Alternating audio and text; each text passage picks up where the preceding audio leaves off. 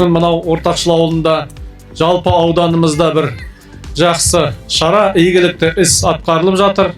Ортақшыл ауылында, мына Махамбет ауылында, Еңбекшіл ауылында, Талдыкөл ауылында осындай алаңдар осы пайдалануға беріліп, балалар қазіргі уақытта мәз-мейрам болып қуанышын көруде.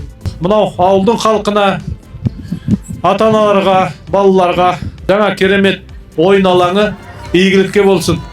Тек қана жақсылыққа, балдардың қуанышына пайдалансын.